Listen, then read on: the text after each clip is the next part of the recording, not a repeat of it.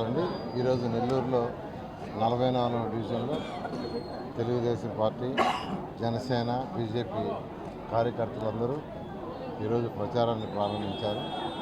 ఈరోజు ప్రజల ఆదరణ నెల్లూరులో అనూహ్యంగా ఉంది.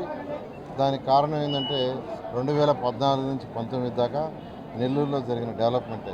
ఎక్కడికి పోయినా ఒకటే చెప్తున్నారు, ఒక ఛాన్స్ అని. 2019లో తప్పు చేశాము, ఒక ఛాన్స్ అంటే ఇచ్చేసాము, కానీ దానివల్ల ఎంతో నష్టపోయాం. ముఖ్యంగా వ్యాపారస్తులు నష్టపోయారు, ఇండస్ట్రీస్ నష్టపోయారు.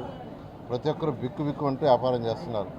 ఏ రోజు వాళ్ళు షాప్ పగలు పెడతారా, అంటే ఏ రోజు వాళ్ళు లైసెన్స్ చేస్తారా, ఏ రోజు అరెస్ట్ చేస్తారా. ఇప్పుడు ఎవరికి సెక్యూరిటీ లేదు. ప్రభుత్వం అంటే ప్రజల యొక్క సంక్షేమము, ప్రజల యొక్క సెక్యూరిటీ, వాళ్ళ డెవలప్మెంటు అది చూడాలి.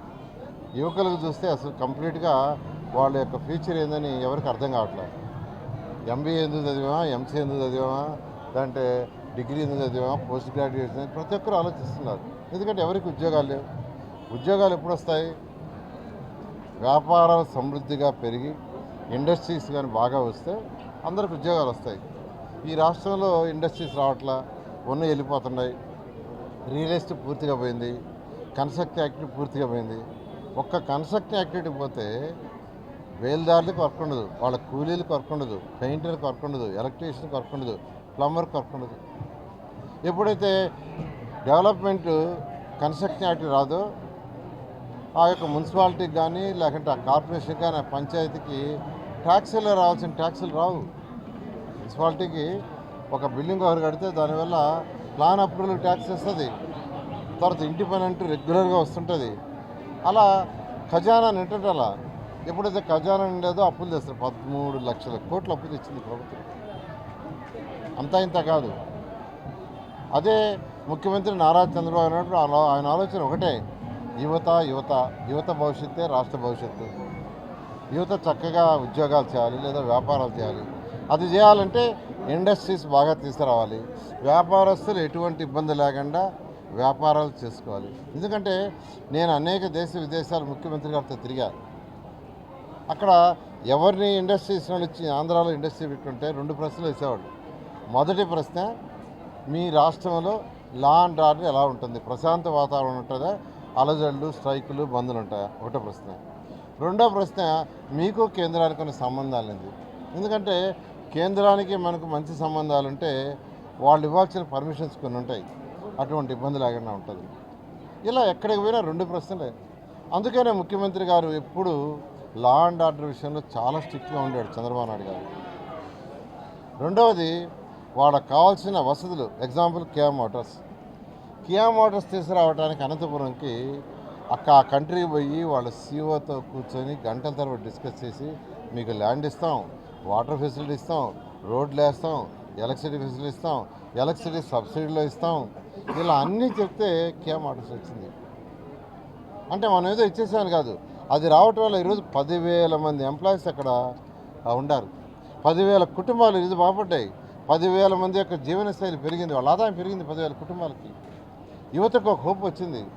అంతేకాదు, అక్కడ తయారయ్యే ప్రతి అమ్మే కారు అది ఈ రాష్ట్రంలో అమ్మనండి, పక్క రాష్ట్రాల్లో అమ్మనండి, విదేశాలు అమ్మండి, దానివల్ల జిఎస్టీ వస్తుంది. ఆ జిఎస్టీలో మన షేర్ ఉంది 43%. అంటే ఈ రాష్ట్రానికి దానివల్ల బోలెడంత ఇన్కమ్ వస్తుంది, ఖజానాన్ని కొంత నిండుతుంది. దానివల్ల కొంత ప్రజలకు సంక్షేమం చేయగలుగుతున్నా, డెవలప్మెంట్ చేయగలుగుతున్నా. కానీ ఈ వైఎస్ఆర్సీ ప్రభుత్వం అసలు అటువంటి ఆలోచన లేదు. రియల్ ఎస్టేట్ వెళ్ళిపోయింది, కన్స్ట్రక్షన్ యాక్టివిటీ వెళ్ళిపోయింది, ఇండస్ట్రీస్ లేవు. కాబట్టి ఈరోజు ఎక్కడ పెట్టినా యువకులు అడ్డదాలు పడుతున్నారు. ఎందుకంటే మన భవిష్యత్తు ఏముంది, ఇంకేం చదివినా లాభం లేదని ఈరోజు గంజాయి వాటికి అలవాటు అవుతున్నారు. ఒక్కటే నేను క్లియర్గా చెప్తున్నాను, మీ అమూల్యమైన ఓటుని తెలుగుదేశం పార్టీ ఎమ్మెల్యేగా నాకు వేమిరెడ్డి ప్రభాకర్ రెడ్డికి ఎంపీకి అయ్యింది. ఖచ్చితంగా రాష్ట్రం నుంచి నేను ఫండ్స్ తీసుకొస్తా, కేంద్రం నుంచి ఆయన తీసుకొస్తారు వేమిరెడ్డి ప్రభాకర్ రెడ్డి గారు. ఈ నెల్లూరులో ఏదైతే పనులు స్టార్ట్ చేసి 28 పనులు స్టార్ట్ చేసాం, అందులో కొన్ని అయిపోయినాయి, కొన్ని ఇన్కంప్లీట్గా ఉన్నాయి.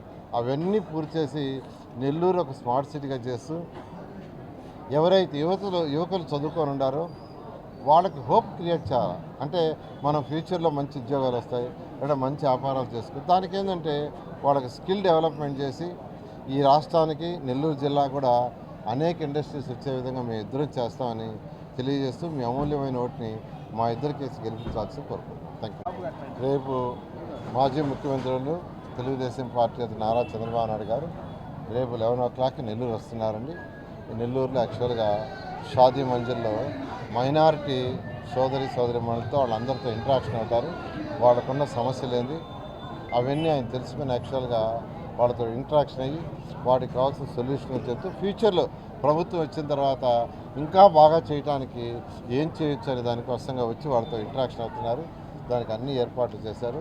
రేపు ఉదయం 11 వచ్చి వాళ్ళతో ఇంటరాక్షన్ కావడం జరుగుతుంది. Thank you.